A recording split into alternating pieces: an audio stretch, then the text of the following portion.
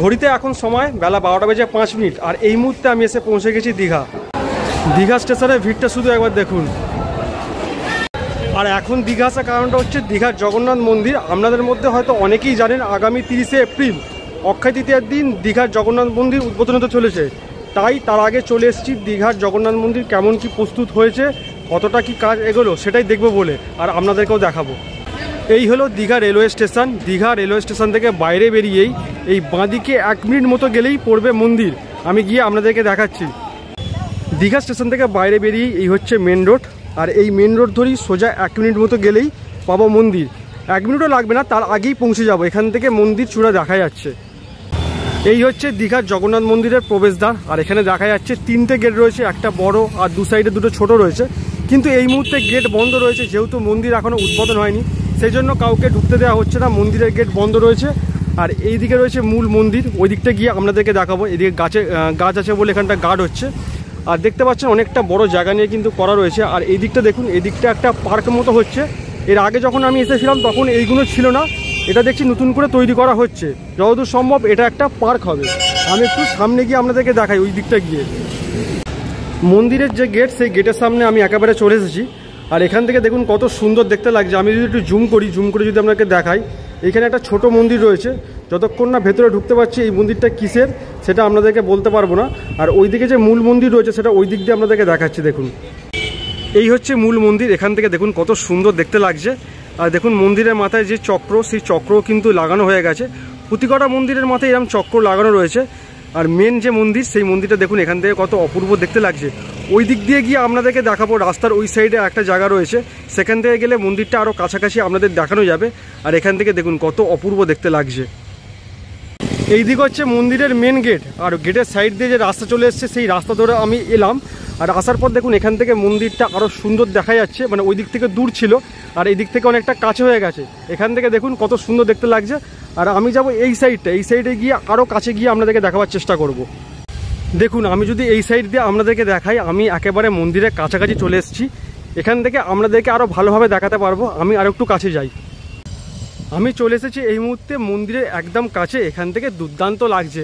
আর মন্দিরের মাথায় মানে চূড়ার কিছুটা নিচে আর সাইডগুলো দেখছি কিছু সিংহ করা রয়েছে। আপনাদেরকে দেখাই। দেখুন দেখুন দেখতে পাচ্ছেন এখানে একটা সিংহ রয়েছে, এইদিকে একটা সিংহ রয়েছে, আর এখানে একটা ডিজাইন মতো করা রয়েছে, আর চক্রটা রয়েছে মাথার ওপরে। আর দেখতে কিন্তু এখান থেকে দুর্দান্ত লাগছে। আর কাজ হচ্ছে দেখুন, এখানে কাজ কিন্তু ফুল কদমে এখানে কাজ চলছে। মানে একদম শেষ মুহূর্তের প্রস্তুতি যেটা বলা চলে। এই সামনে যে গ্রিল মতোটা করা রয়েছে, এই গ্রিলের ভেতরে হাত ঢুকিয়ে আপনাদেরকে আরেকবার মন্দিরটা দেখাই। মন্দিরের ভেতরটা দেখুন অনেকটা বড় জায়গা জুড়ে কিন্তু মন্দিরটা করা। আর মন্দিরের যে কাজগুলো রয়েছে সেই কাজগুলো কিন্তু নিখুঁত একদম। এই দেখুন, দেখলেই আপনারা বুঝতে পারবেন। এই চূড়া থেকে শুরু করে একদম মন্দিরের যে দেয়াল, সেই কাজগুলো কিন্তু নিখুঁত কাজ। আর এখানে দেখুন সিঁড়ি রয়েছে, এই সিঁড়ি দিয়ে কিন্তু উঠে আপনাদেরকে মন্দিরে প্রবেশ করতে হবে। 30শে এপ্রিল উদ্বোধনের দিন কারা কারা আসছেন এক্ষুনি একটা কমেন্ট করে জানিয়ে দিন। আর কমেন্ট করার সঙ্গে সঙ্গে কিন্তু ভিডিওটা অবশ্যই একটা লাইকও করে দেবেন।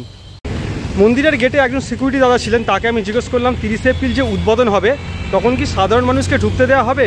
তো তিনিও ঠিক ব্যাপারটা বলতে পারলেন না। তিনি বললেন প্রথম দিনকে হয়তো অসুবিধা হতে পারে, তারপর থেকে কোনো অসুবিধা হবে না।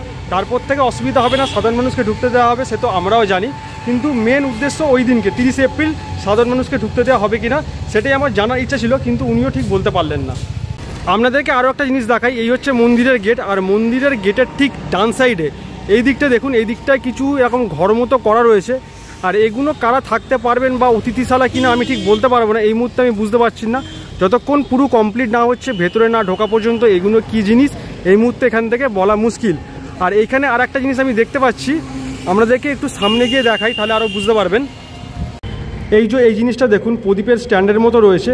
এরকম কিন্তু একটা নেই, এরকম অনেকগুলো রয়েছে। আর দেখুন এই স্ট্যান্ডের গা দিয়ে যে ডাঁটি মতো বেরিয়ে রয়েছে, এগুলোর মধ্যে হয়তো সব করাতে লাইট লাগানো রয়েছে। আর রাত্রিবেলা যখন আপনারা এইগুলো দেখবেন তখন কিন্তু বেশ অপূর্ব লাগবে। আর এরম কিন্তু অনেকগুলো রয়েছে। দীঘার মূল আকর্ষণ বলতে আমরা যেটা বুঝি সেটা হলো দীঘার সমুদ্র। আর তার সঙ্গে এখন আরও একটা মূল আকর্ষণ যুক্ত হতে চলেছে, যেটা হচ্ছে দীঘার এই জগন্নাথ দেবের মন্দির। এটাও কিন্তু এখন দীঘার মূল আকর্ষণ হতে চলেছে।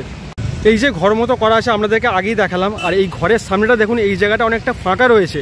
আর এখানে দেখুন গ্রিলগুলো কোনো কারণে পড়ে গেছে। আর এখান থেকে দেখুন মন্দিরটা অপূর্ব লাগছে, মানে ক্যামেরায় কতটা আপনাদেরকে দেখাতে পারছি বা বোঝাতে পারছি আমি জানি না। আপনারা যখন নিজেরা এসে দেখবেন তখন দেখবেন আরও সুন্দর দেখতে লাগবে। আমি যে দেখছি খালি চোখে দারুণ লাগছে, দারুণ, কিচ্ছু বলার নেই, একদম অপূর্ব।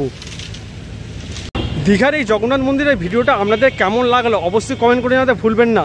ভিডিওটা ভালো লাগলে অবশ্যই চ্যানেলটা সাবস্ক্রাইব করে দেবেন। দেখা হবে পরবর্তী কোনো ভিডিওতে। ততক্ষণ পর্যন্ত সবাই ভালো থাকবেন, সুস্থ থাকবেন। আজকের মতো টাটা।